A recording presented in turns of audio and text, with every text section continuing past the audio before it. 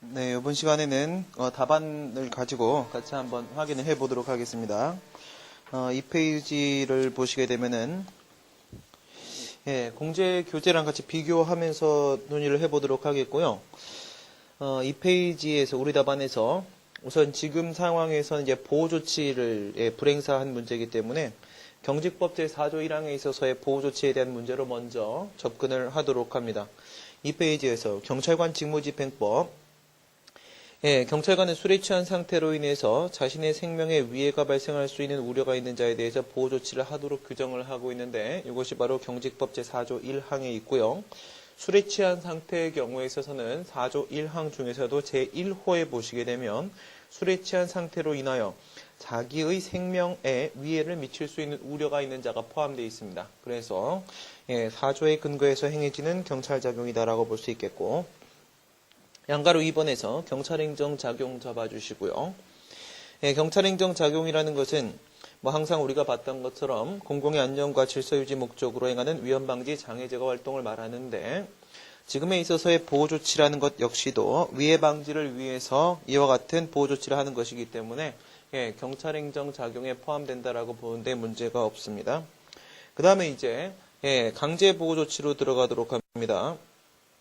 옆에다가 써놓으시고요. 강제보호조치 옆에다가 뭐라고 써놓으시면 되겠습니까? 재량의 영으로의 수축이라고 써놓으세요. 재량의 영으로의 수축. 만약에 이것이 임의보호조치에 대한 문제라고 한다면 그 처분성이 부정될 것이기 때문에 재량 행위의 문제로 연결시킬 수 없고 재량의 영으로의 수축에 대한 논의가 필요가 없습니다. 임의보호조치에 대한 문제라고 한다면 안전확보 자기의 의무라는 자기의 의무가 인정되는지에 대한 논의만 해주시면 됩니다. 물론 이제 재량의 영으로 수축이든 아니면 안전확보 자기의 의무든지 간에 중동 고충국에 따른 안전확보 자기의 의무가 인정되느냐, 재량이 영으로 수축되느냐에 대한 논의는 동일합니다. 하지만 제목이 달라질 수밖에 없어요. 재량의 영으로 수축에 대한 논의를 하기 위해서 먼저 강제보호조치로 연결을 시키게 되고요. 경직법 제4조 1항 제1호는 강제보호조치고 2호는 임의보호조치라고 했었죠. 지금 1호에서 술에 취한 상태로 인해서 자기의 생명에 위해를 끼칠 우려가 있는 자이기 때문에 제1호에 있는 강제보호조치 문제다. 그 다음 이제 처분 들어가시고요. 양가로 4번에 보시게 되면 밑줄 그으시고 경찰상 즉시강제죠. 경찰상 즉시강제. 강제보호조치는 즉시강제에 해당하고요. 즉시강제의 성질은 당연히 권력적 사실행위입니다. 권력적 사실행위는 물리적 집행행위와 함께 수인 의무를 부과하는 수인하명 포함되어 있죠. 수인하명의 측면에서 의무 부과하고 있기 때문에 그 처분성이 인정될 수 있고요. 그 다음 이제 처분성 인정시켰기 때문에 재량행위냐 기속행위냐 논의를 들어가 주셔야 되는데 경직법 제4조 1항에 보시게 되면 적당한 조치를 할 수 있다라고 되어 있기 때문에 가능 규정이 존재합니다. 양가로 5번에서 가능 규정 밑줄 그시고 경찰 재량행위에 해당하겠습니다. 그 다음 위법한 부작에 따른 손해배상에 대한 문제는 그 핵심이 작위의 의무가 인정될 수 있겠는가에 대한 문제와 함께 사익보수성 논의가 들어가게 됩니다. 지금 현재 공제의 답안 315페이지를 보시게 되면요. 315페이지에서 지금 현재 있어서의 이 보호조치의 성질에 대한 검토가 전혀 있지 않은 상황입니다. 지금 보호조치의 성질에 대한 검토가 없는 상황에서 바로 이제 국가배상법을 들어갔고요.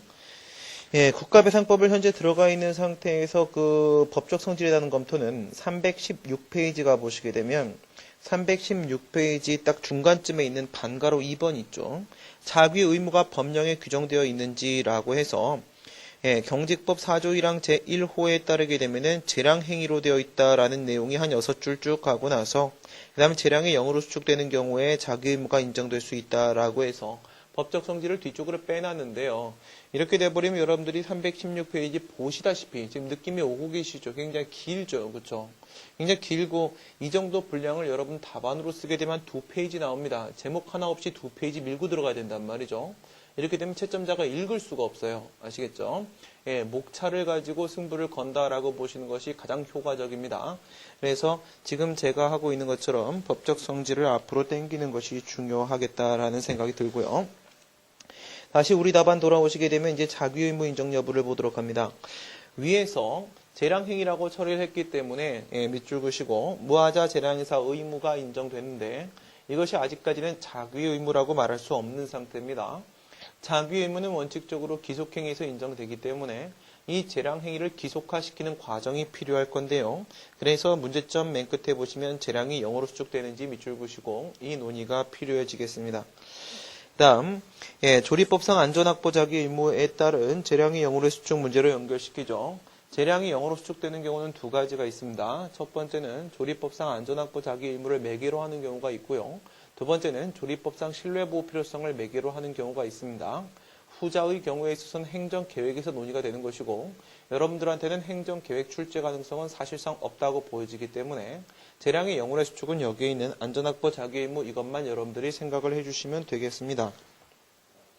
판례를 봐보시게 되면요. 판례에서 3페이지에 국민의 생명, 신체, 재산 등을 보호하는 것을 본래적 사명으로 하는 국가가 초법규적 일차적으로 나서지 아니하면 그와 같은 위험 배제에 나서지 아니하면 생명, 신체, 재산 등을 보호할 수 없는 경우에서 밑줄 그으시고 형식적 의미의 법령의 근거가 없더라도 이거요. 형식적 법령의 근거가 없더라도 화살표 당겨서 그래서 뭐라는 거예요? 조리법이라는 겁니다. 조리법. 형식적 근거가 없다라고 할지라도 밑줄 그으시고 그 다음에 국가나 공무원에 대해서 위험을 배제할 자기 의무가 인정된다. 조리법상 자기 의무 인정된다 이거죠. 위험 배제 자기 의무, 거기 위험을 배제할 자기 의무 밑줄 그으시고 이 위험 배제 자기 의무, 손해 방지 자기 의무, 안전 확보 자기 의무, 교통 안전 자기 의무, 방호 조치 자기 의무 다 같은 말입니다. 그래서 안전 확보 자기 의무를 판례가 현재 인정을 하고 있지요. 그런데 공제 답안 316페이지 보시게 되면요. 자기의무 논의를 하면서 반가로 1번에 발생 근거가 이렇게 있습니다. 발생 근거. 기속행위로 되어 있다라고 한다면 자기의무가 도출되고 부작위는 위법하다라고 하면서 재량행위인 경우라고 할지라도 국민의 생명, 신체, 재산 등 중대한 법익이 위험에 처해 있을 때에는 재량이 0으로 수축돼서 자기의무가 발생해서 부작위가 위법해진다라고 했는데 지금 여기 무슨 얘기가 없어요. 재량을 0으로 수축시키는 근거로서의 조리법이 무엇인지에 대한 언급이 없습니다. 그렇죠? 그래서 거기 반가로 1번의 발생 근거 옆에다가요. 발생 근거는 이것이 아니라 뭐가 발생 근거입니까? 작위의 의무의 발생 근거는 발생 근거 옆에 조리법상 안전확보 자기 의무입니다. 조리법상 안전확보 자기 의무. 중요한 내용이 현재 누락되어 있습니다. 그 다음에 공제의 답안 316페이지에서 반가로 1번 두 번째 단락을 보시게 되면 재량이 0으로 수축되기 위해서 중대한 법익에 대한 위험의 존재와 그 다음 위험 회피 수단이나 가능성이 없고 행정권 행사를 기대할 수는 있고 사회적 요인에 의해서 예측하기 힘들고 그 다음 행정청의 구체적인 예견 가능성, 결과 회피 가능성이 있었을 것 이런 식으로 얘기를 하고 있는데요. 이제 이것은 이제 우리가 어떤 식으로 판단을 할 수 있냐면 이 문제는 여러분들이 중동 고충국의 요건을 가지고 처리를 해주시기 바라겠습니다. 그래서 우리 답안 3페이지 사안의 경우 보시게 되면요.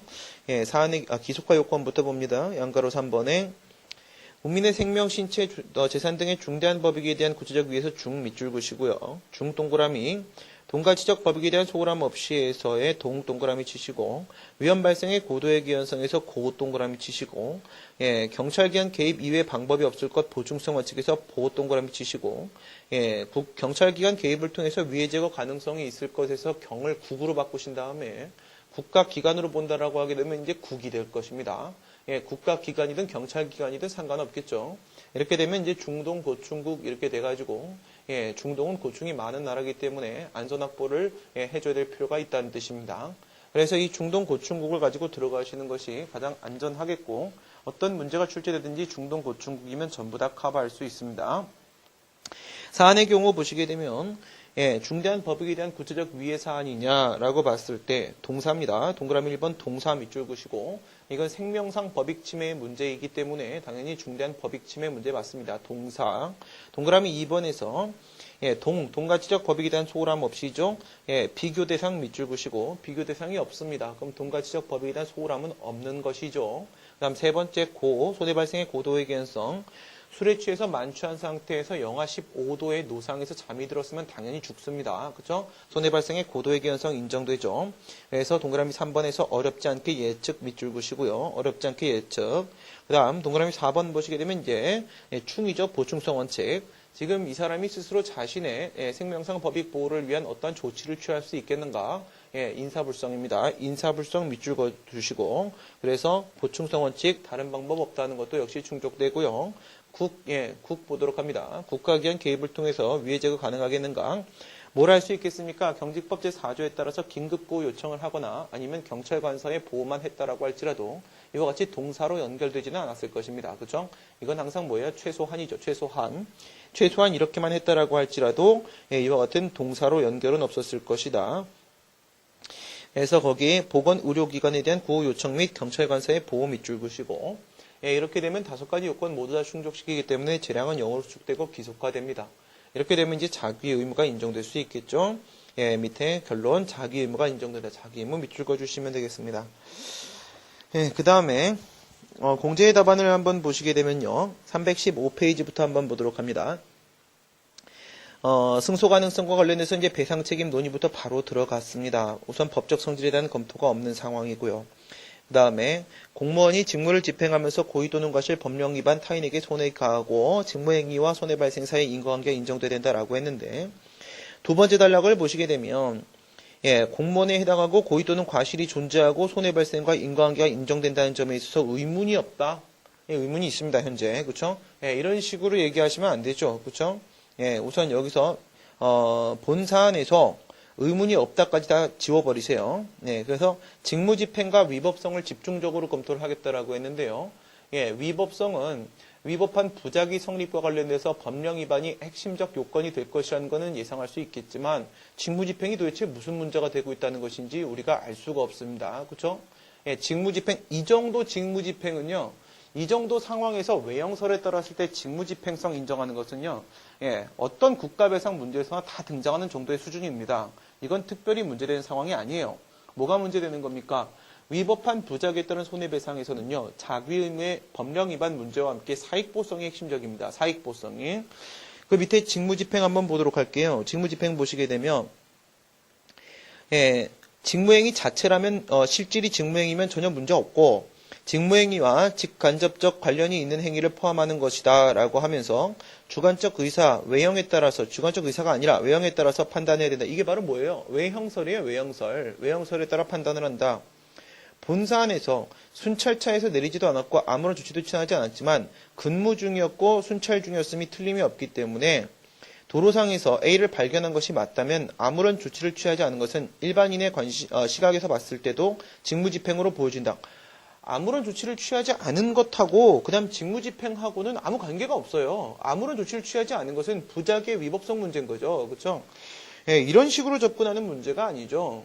이건 지금 직무집행이다라고 얘기를 하고 싶으면 순찰차를 타고 있었다. 이 정도면 충분한 겁니다. 더 이상 할 말이 없죠. 순찰차 타고 있는 경찰을 그 누가 현재 직무집행 중이 아니라고 보겠습니까? 그렇죠? 그 부분만 언급하면 되는 건데 괜히 너무 넓혀놓은 부분이 많습니다. 그 다음에 316페이지에 가보시게 되면요. 자기 의무와 사익보호성이 인정되어야지만 위법성이 인정된다고 하는데요. 거기 사익보호성 밑줄 그시고요. 위법성이 인정되기 위해서 사익보호성이 필요하다라고 이렇게 처리를 하게 되면 이거 통설 판례 아닙니다. 통설 판례 아니고요. 판례, 통설도 아니고 판례는 상당 인과관계설입니다. 판례는 상당 인과관계설이에요. 2011년도에 판례가 새로 나왔습니다. 우리 답안 한번 볼까요? 우리 답안 보시게 되면요. 4페이지에 판례 보도록 합니다. 사익보호성과 관련해서 2011년도 판례인데요. 상당 인과관계가 인정되기 위해서는 공무원에게 부과된 직무상 의무의 내용이 단순히 공공 일반의 이익을 위한 것이거나 행정기관 내부의 질서 규율을 위한 것이 아니고 전적으로 부수적으로 사회 구성원 개인의 안전과 이익 보호를 위한 것으로 설정된 것이어야 된다라고 해서 어디 밑줄 그시면 돼요. 상당 인과관계가 인정되기 위해서는입니다. 이게 새로 나온 판례거든요. 기존 판례에 따르게 되면은 사실 이게 직무 관련성설인지 위법성설인지 법적 손해설인지 상당 인과관계설인지 애매했었어요. 애매했었는데 그에 대해서 이제 교과서는 판례가 상당 인과관계설이 그래도 가장 비슷하지 않냐 이렇게 봤었는데 이번에 판례가 새로 나오면서 우리 상당 인과관계설의 입장 취한 거 맞다라고 분명히 얘기를 했습니다. 근데 지금 공제의 답안에서는 부작의 위법성 인정 여부 316페이지 얘기하면서 위법성이 인정되기 위해서 사익보호성이 필요하다라고 말하고 있으니 이것은 위법성설을 취한 것처럼 말을 하고 있는 건데요. 전혀 그렇지 않습니다. 또 이것이 통설도 아니고요. 지금 여기는 이제 위법성설인 것처럼 얘기했는데 오른쪽 가보시게 되면 317페이지에서 사익보성이란 하면서 이제 사익보성을 집중적으로 치고 들어가요. 국민의 사익도 보호함을 목적으로 하는 것을 말하는 건데, 예, 이것은 직무의 사익보성을 요구한다라고 했어요. 밑줄 그시고 직무의 사익보성을 요구. 이건 또 직무 관련성설입니다. 직무 관련성설. 그럼 앞에선 위법성설인 것처럼 얘기하고 나서 지금 여기서 직무 관련성설을 취하겠다라고 해버리고 있으니 도대체 어느 입장을 취하고 있는 건지 애매해지고 있고요. 그 다음에 밑으로 한번 내려가 보면 사익보성의 지위와 관련해서 뭐 여러 가지 학설 대립이 있다는 걸 소개를 하고 나서 물론 위법한 부작위는 주의의무 위반을 의미하는 것이기 때문에 이 주의의무가 사실 작위 의무가 되는 것이고 위법한 부작위에 따른 손해배상에서는 법령 위반이 즉 부작위의 위법성이 인정되면 과실도 동시에 인정될 수 있는 것은 맞습니다. 논리적으로 맞아요. 맞는데 뭐 저 같은 경우에는 이렇게 들어가게 되면 위법성 인정시키면 과실은 당연히 패스 이렇게 해야 되는 건데 저는 이제 과실을 따로 논의를 하고 있을 뿐이에요. 위법성 인정시키고 나서 주의의무 위반이 인정되기 때문에 과실도 당연히 인정된다라고 하셔도 상관없어요. 상관없는데 과실을 별도 검토하시는 게 여러분들 더 편하지 않습니까? 왜 더 편해요? 그냥 7가지 요건을 어떤 국가배상 문제가 나오든 다 검토하겠다라고 생각하는 것이 훨씬 더 단순 명료하잖아요. 그죠? 그런데 좋습니다. 뭐 위법성과 과실의 문제를 밀접한 관련성 인정시키는 것까지는 좋아요. 근데 317페이지 반가로 2번 맨 끝에 보시게 되면요. 직무, 위법성, 과실, 상당 인과관계 등의 해석과 밀접한 관련을 갖게 된다라고 했습니다. 밑줄 보시고. 직무, 위법성, 과실, 상당, 인과관계 등의 해석과 밀접한 관련을 갖는다. 직무는 직무 관련성설이고요. 위법성은 위법성설이고요. 예, 과실은 위법성과 과실을 연결시키는 건데 별도의 학설이 있는 건 아니고요. 상당 인과관계, 이건 상당 인과관계설이고요. 법적 손해설은 또 어디 갔습니까? 그죠? 이것도 배제시켜버리고, 예, 오히려 이쪽이 다수설인데 배제시켜버렸고, 밀접한 관련을 갖는다라고 하면 도대체 어느 입장을 취하겠다는 것인지 정확히 얘기를 해줘야 되는 거 아니겠습니까? 그죠? 예, 사례 답안이라는 것은요, 예, 내 입장이 무엇인지를 묻는 겁니다. 내 입장이 무엇인지 예, 정확하게 한번 생각을 해보셔야 됩니다, 여러분. 단문 문제하고 사례 문제하고 차이가 뭐라고 했나요? 여러분 지금 우리가 지금 풀고 있는 것은 객관식 문제가 아닙니다. 주관식 문제입니다. 주관식 문제의 답안을 우리는 뭐라고 하냐면 서술형 답안이라고 말합니다. 서술형 답안, 그 중에서 단문의 경우에 있어서는 우리가 뭐라고 하냐면 지식을 테스트하기 위한 설명형 답안이라고 말하고요. 사례 문제에 대해서는요, 그 사람의 생각을 묻기 위한 것이기 때문에 논술형 답안이라고 합니다. 논술형 답안. 설명형 답안과 논술형 답안 이렇게 되어 있는데 사례 문제는 논술형 답안의 문제로서 이 사건 당신은 어떻게 생각합니까? 라고 묻는 겁니다. 예, 논리적인 흐름이 어떻게 연결되는지가 핵심이 된다 이겁니다. 그런데 지금 여기서 나는 어느 입장을 취하는지 밝히지 않겠다라고 해버리게 되면 상대방이 당신의 입장은 뭐예요? 그랬을 때 안 가르쳐 주지라고 얘기한 거랑 똑같은 겁니다. 이렇게 되면 점수가 나올 수가 없어요. 근데 또 위에서는 엄연히 위법성설을 취한 것처럼 316페이지 맨 위에서 얘기했고 317페이지 맨 위에서는 직무 관련 성설을 취한 것처럼 얘기했습니다. 이렇게 돼버리게 되면 다 좋습니다. 그래, 이렇게 해서 쓰는 것까지 다 좋다고 쳐도 여러분들이 이 답안을 보고 나서 이걸 어떻게 따라서 쓸 수가 있겠습니까? 이 입장을 취했다, 저 입장을 취했다, 이렇게 왔다 갔다 하고 있으면 여러분들이 왔다 갔다를 통째로 기억을 해야 됩니다. 이건 말이 안 되는 거죠. 그렇죠? 수험서로서 이러면 안 되는 거죠. 정확한 자신의 입장을 딱 보여주고 예, 내 입장이 이렇다라고 말씀해 주시는 게 맞는 거다 이겁니다. 예, 그래서 우리 같은 경우에는 이제 법적 손해설로 들어가서 처리를 하게 될 건데요. 예, 3페이지에 보시게 되면은 사익보성에 대한 논의가 지금 설문 1번의 해결을 들어가기 전에 예, 설문 1번의 해결이 지금 설문 1번의 해결에서 4페이지 국가배상 청구권 인정 여부 4번 논의를 들어가기 전에 자기 의무하고 사익보성 논의를 앞으로 도치시켰어요. 왜 도치시켰는지 한번 생각해 보세요. 사익보성에 대한 문제가 이제 필요하다 이거죠. 논의가 필요한데 이것이 배상 책임의 요건 중에 무엇과 관련돼서 논의될 것인지를 우리가 우선 방향을 잡아줘야겠죠. 방향을 잡아줘야지 배상 책임 요건을 논의할 때 그 요건 가서 사익보성 얘기를 꺼낼 수 있는 겁니다. 그렇지 않아 버리게 되면 공제의 답안처럼 예, 우왕좌왕하게 된단 말이죠. 그래서 사익보성 논의 먼저 들어갑니다. 위협한 부작에 따른 손해배상에 있어서 우리 국가배상법 2조 1항 본문에 사익보성에 대한 규정은 전혀 없어요. 그렇죠? 그럼에도 불구하고 밑줄 예, 판례가 이것을 일관되게 요구하고 있습니다. 일관되게 요구 밑줄 그시고 그렇다면 이제 논의를 할 수밖에 없죠. 이렇게 했을 때 어느 요건과 관련돼서 논의가 되는지 문제가 될 수 있고, 밑줄 어느 요건과 관련 밑줄 그시고, 상당 인과관계설은 인과관계는 이제 상당 인과관계를 말하는 건데 이때 상당성이다. 상당성. 이것이 바로 사익보호성이다. 이렇게 얘기하는 것입니다. 그래서 상당성 밑줄 그시고 상당성의 판단 요소. 법적 손해설은요. 반사적 이익 밑줄 그시고 반사적 이익 침해는 해당 사항이 없다는 겁니다. 국가배상법에 있어서 손해를 성립시키는 데 있어서 따라서 사익보호성이 인정되어야지만 비로소 법이 보호하는 이익의 침해 문제로 볼 수 있다. 이렇게 얘기하는 것이고요. 그 다음 페이지 4페이지 넘어가시게 되면 위법성설. 공무원의 자기 의무라는 것은 법적 자기 의무이기 때문에 사익보호성이 인정되지 않는 것은 국가배상법상 자기 의무가 아니라는 거죠. 거기 자기 의무 밑줄 그시고요. 자기 의무가 인정되어야지만 비로소 부작위의 위법성이 인정될 수 있죠. 그렇기 때문에 위법성설인 거예요. 자기 의무는 부작위의 위법성과 밀접한 관련을 갖고 있기 때문에 위법성설인 겁니다. 지금은 부작위 문제니까요. 그 다음에 직무관련성설. 국가배상법상 공무원의 직무라는 것은 사익보호성을 근거로 하는 것이다 라고 얘기해서 직무행위 얘기하는 거죠. 직무의 범위 밑줄 그시고요. 직무의 범위. 판례 우리 아까 봤던 대로 상당 인과관계설의 입장을 취하고 있고요. 국가배상 파트는 현재까지는 누가 뭐라고 해도 박균성 선생님이 가장 탁월하신 건 어쩔 수 없어요. 이렇게 들어간다면 이제 법적 손해설 입장을 취해가지고 반사적 이익 침해는 배제된다 이거죠. 그래서 반사적 이익 침해는 배제 밑줄 그시고 법적 손해설로 이렇게 들어가면 우리는 사익보호성의 문제를 어디서 처리할 겁니까? 우리는 손해 부분에서 처리할 겁니다. 물론 이제 판례처럼 위법한 부작위에 따른 손해배상의 문제에서 위법성하고 과실을 통합시키는 건 상관없어요. 위법성하고 과실 통합은 가능합니다. 그런데 사익보호성에 대한 문제는 공제처럼 처리하는 것이 아니라 앞에서 방향 정해놓고 들어가는 겁니다. 알겠죠? 그 다음에 국가배상청구권 인정 여부 들어갑니다.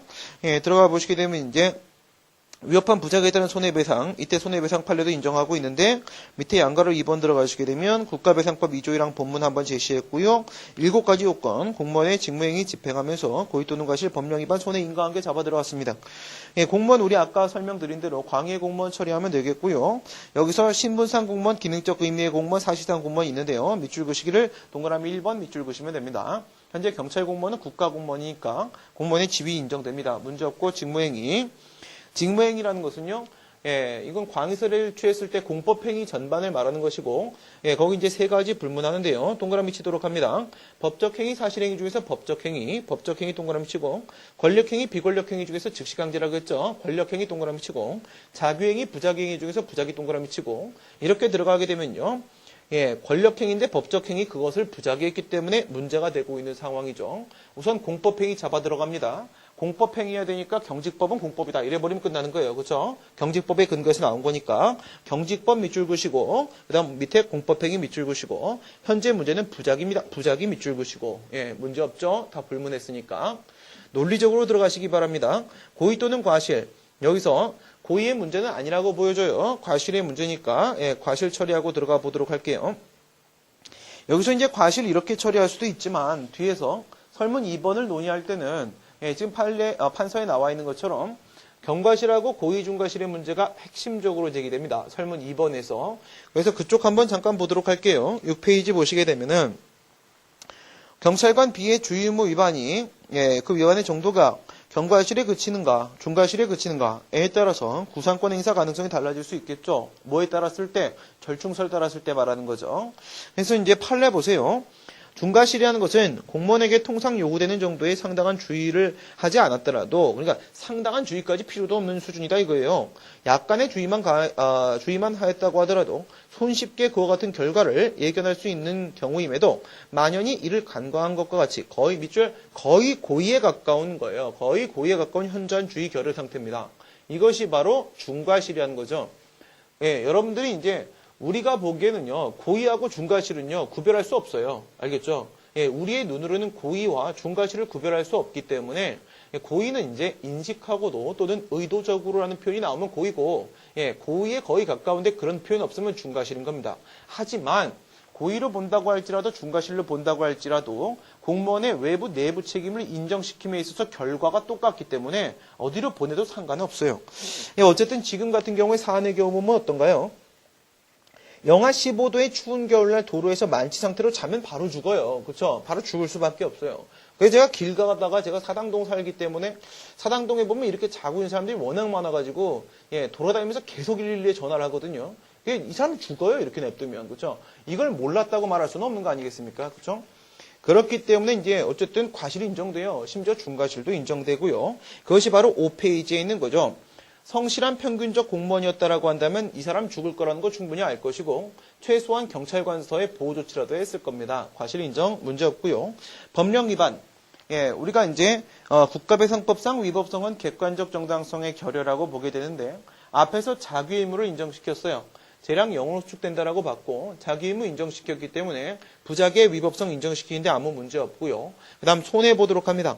손해위에서 우리가 사익보호성의 문제를 법적 손해설에 따라서 국배법상 손해는 법적 손해다라고 처리를 했습니다. 여기 밑줄 그시기 바랍니다. 세 번째 줄에 경직법상 어떤 경찰권 발동, 경찰 조치 나오면 그냥 무조건 이렇게 쓰세요.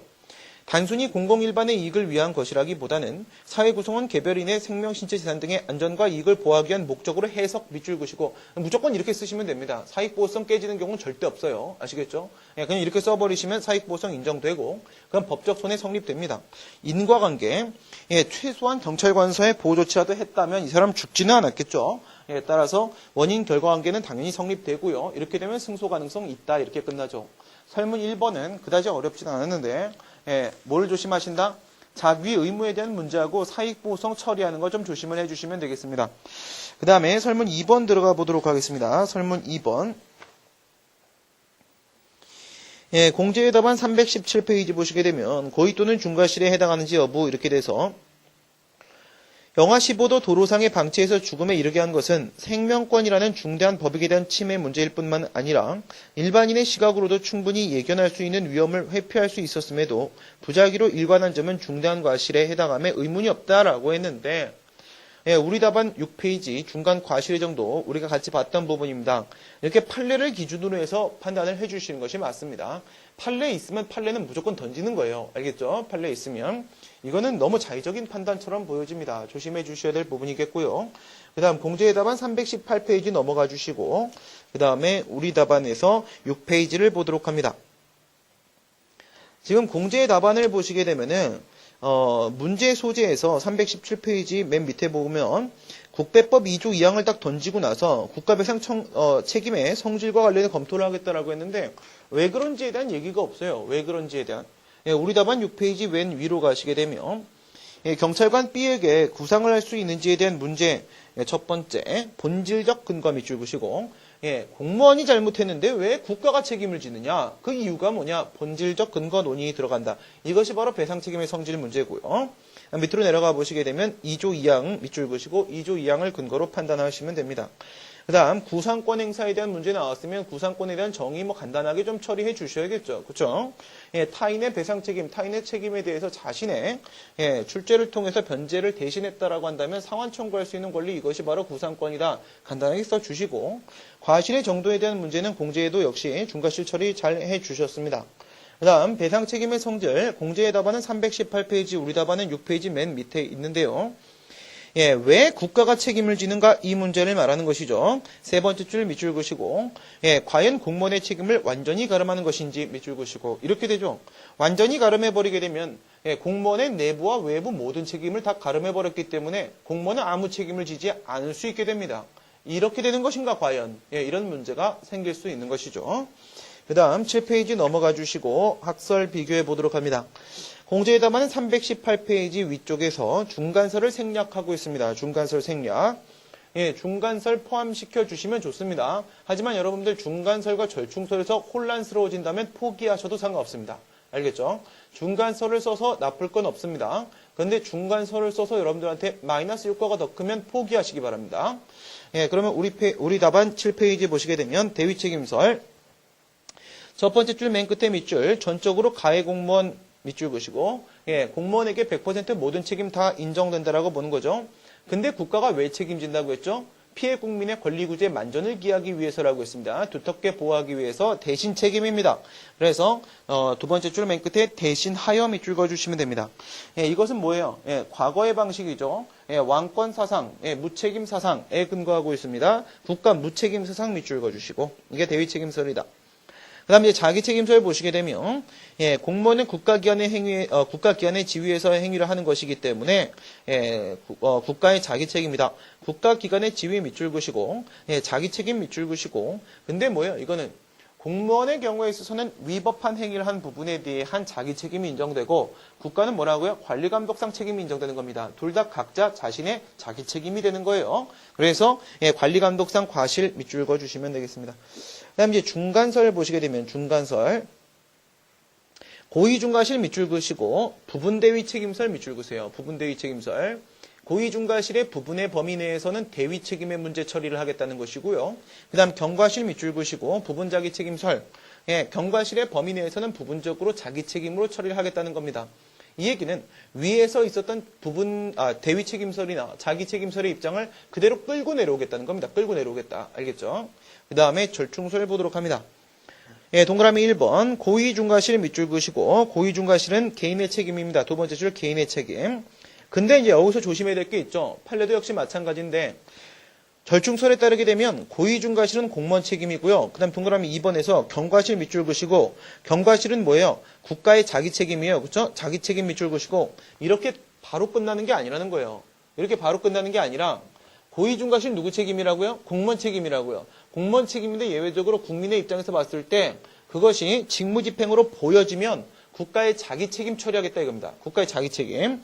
그 얘기가 이제 어디 있냐면 예, 두 번째 줄 보시게 되면 직무행위의 외관 밑줄 그시고 이때 이게 중요해요. 피해자와의 관계에서 자기 책임. 아시겠습니까? 피해자와의 관계에서 자기 책임 별표 하나 쳐놓으세요. 무슨 말씀이냐면 지금 위에서 얘기하는 대위 책임, 자기 책임 이런 논의는 다 무슨 문제예요? 국가하고 공무원 사이에 있어서의 관계 문제예요. 예. 국가와 공무원 사이에 있어서 이게 공무원 너를 대신하는 것이다. 아니 이거는 공무원 너와 관계없이 나의 자기 책임이다. 이런 얘기를 하고 있는 건데 지금 여기 절충설에서 얘기하는 직무행위의 외관을 갖추고 있기 때문에 심지어 고의중과실임에도 불구하고 국가가 책임을 지겠다라고 말하는 것은 뭘 말하는 거냐면 국가가 공무원과의 관계에서 논의하는 것이 아니라 피해자와의 관계에서 봤을 때 직무집행의 외관을 갖추고 있다라고 한다면 국민의 입장에선 국가 행위로 볼 수밖에 없기 때문에 이럴 땐 국가가 공무원과의 관계가 아니라 피해자와의 관계에서 자기 책임으로 본다는 겁니다. 위에서 얘기한 자기 책임과 이 부분의 자기 책임은 다른 자기 책임이에요. 아시겠죠? 예, 그 다음에 판례 보도록 합니다. 판례. 경과실의 경우에 있어서 어떻게 처리한다? 밑줄 통상 얘기할 수 있는 흠입니다. 통상 얘기할 수 있는 흠. 그래서 다음 줄 전적으로 국가가 배상 책임입니다. 그 다음 동그라미 2번 고의중과실 밑줄 예, 기관 행위로서의 품격 상실입니다. 품격 상실 밑줄 그시고 이렇게 되면 누구 책임이에요? 공무원 책임이죠? 공무원 책임인데 방금 위에 절충설이 얘기했던 것처럼 예, 외관을 객관적으로 관찰 밑줄 그시고 오른쪽에 직무집행이에요. 이렇게 돼버리게 되면 공무원 개인과 중첩적이에요. 밑줄 중첩적 배상 책임입니다. 중첩적 이게 무슨 말이에요? 중첩적 고의중과실이면 공무원이 책임을 진다고 했죠? 그러니까 공무원도 책임지고요. 그 다음에 예, 외관을 봤을 때 직무집행으로 보여지게 되면 국가는 피해자와의 관계에서 자기 책임이 인정된다고 했죠. 그렇기 때문에 국가도 책임지고요. 그래서 판례와 같은 절충설의 입장을 취하게 되면요. 경과실의 경우에 있어서는 국가가 전적으로 책임지고요. 고의중과실이라고 하게 되면 중첩 책임을 지는 겁니다. 중첩 책임을. 아시겠죠? 예, 그거 조심해 주셔야 돼요. 예, 그 다음 이제 검토 보도록 합니다. 공제의 답안에서는 318페이지에서 판례까지만 소개를 하고요. 뭐 중간설 생략한 것까지는 그렇다 치고. 그런데 검토가 없어요, 검토가. 이건 단문이란 말이죠. 사례 답안이 아니라는 거죠, 이렇게 되면. 그렇죠? 예. 사례 답안에서는 검토와 사안 포섭이 핵심이에요. 거기 점수가 다 들어간단 말입니다. 이거는 실제로 경감 시험에 있어서 채점자들도 그렇게 얘기하는 부분입니다. 답안에서 검토와 사안의 경우가 없는 상황이라고 한다면 논의할 수 없는 겁니다. 판례까지 소개하는 건 뭐예요? 나 지식 이만큼 암기하고 있어요지 나는 이 부분을 이렇게 생각해요가 아니에요. 그렇죠? 예, 빠지면 안 되는 내용입니다. 어떻게 검토가 빠지는 답안이 있을 수 있습니까? 이건 안 돼요. 그렇죠? 예, 우리 검토 보도록 합니다. 우리 어떻게 처리하기로 했었냐면은 예, 배상 책임의 성질은 국민의 권리 구제에 가장 유익한 자기 책임서를 취하고요. 그 다음에 실제로 외부 책임이 인정되는지에 대한 문제는 헌법 29조 1항 단서와 국배법 2조 2항을 가지고 해석을 하기로 했고, 그 다음에 내부 책임은 배상 책임의 성질은 자기 책임설의 입장을 취하고 나서 실제로 인정되는지에 대한 문제는 국배법 2조 2항을 가지고 처리를 하기로 했었습니다. 우리 먼저 이론적으로 자기 책임설이 타당하다. 우선 대위 책임설 첫 번째 줄에 국가 무책임 사상 밑줄 그시고 오른쪽 맨 끝에 전통적 왕권 사상. 지금 뭐 군주제도 아니고 이거 인정할 수 없는 거죠. 공무원이 잘못했는데 뭐 경과실효도 다 공무원 전적인 책임이다. 이러면 누가 공무원 하겠습니까? 그렇죠? 잘못할 수도 있는 거죠. 그렇죠? 통상 얘기할 수 있는 흠의 정도라고 한다면 국가가 좀 커버 쳐줘야 되는 게 당연한 겁니다. 그 다음에 8페이지 넘어가 보시게 되면 중간설. 중간설은 이거는요. 이론이 아니에요. 이론이. 국배법 2조 2항을 그대로 옮겨놓은 곳에 지나지 않습니다. 그래서 중간설은 학설이라 볼 수 없다라는 비판이 있어요. 그래서 중간설 거기 어디다 밑줄을 그시냐면 국가배상법 2조 2항 밑줄 그시고 나서 법 해석에 불과합니다. 법 해석에 불과. 배상책임 성질 이론이 아니에요. 그 다음에 이제 절충설 보시게 되면 절충설은 이제 뭘 가지고 들어가냐면 절충설의 경우에 있어서는 우리가 여기 한번 보시게 되면요. 절충설. 고의중과실의 경우에 있어서는요, 대위 책임이니까, 공무원의 외부 책임이, 인정이 되고, 그 다음에 여기 이제 자기 책임이니까 인정 안 돼. 이렇게 했는데, 여기서 이제 모두 포함된다고 했어요. 고의중과실인 경우라고 할지라도, 여기서도 공무원 개인의, 국가의 책임이 인정될 수 있다라고 해서 중첩 책임 처리했죠. 중첩 책임. 이 중첩 책임을 얘기할 때, 자기 책임이라고 했어요. 자기 책임. 국가가 피해자와의 관계에서 자기 책임이 인정된다고 했습니다. 여기도 자기 책임, 여기도 자기 책임. 이런 식으로 들어가게 되면 이것이 실질적으로 자기 책임설과 어떤 차이가 있느냐? 이런 비판이 나올 수 있겠죠. 결국 자기 책임설과 큰 차이가 없다 이겁니다. 그래서 결과적으로 자기 책임설의 입장이 국민의 권리구제 측면에서 훨씬 더 유익하고 이것이 타당하지 않겠는가라는 소극적 검토 방법을 취하였습니다. 그 다음 내부 책임이 결과적으로 인정될 것인가에 대한 문제죠. 여기서 이제 이 부분 관련돼서는 공제의책도 자기 책임설, 대위 책임설, 절충설에 따른 결론들을 이끌어내 주었습니다. 뭐 우리 답안 역시도 마찬가지고요. 이 부분은 잘 해주신 것 같습니다. 그럼 이제 우리 답안을 가지고 보도록 할게요. 왜냐하면 공제의 답안인 중간설이 없습니다. 대위 책임설, 대위 책임설에 따르게 되면 공무원의 구상 책임, 내부 책임이 인정이 되겠습니까? 원래는 전적으로 공무원 책임인데 국가가 대신해서 우선 다 커버친 거니까 내부적 관계에서 공무원한테 다 구상하겠죠. 100% 구상할 겁니다. 경과실, 고의중과실 불문하겠습니다. 그래서 두 번째 줄에 밑줄 고의중과실 및 경과실 불문 밑줄 그시고 구상권 행사 가능입니다. 가능. 그리고 이거의 성질은 뭐라고요? 원래는 공무원이 배상 책임을 져야 되는 것인데 공무원이 배상 책임을 안 져서 공무원이 부당이득을 취하고 있는 거예요. 알겠죠? 그래서 부당이득, 권한 청구권 이것까지 써주셔야 됩니다. 알겠죠? 그 성질이 뭔지. 그다음 이제 자기 책임설 보도록 합니다.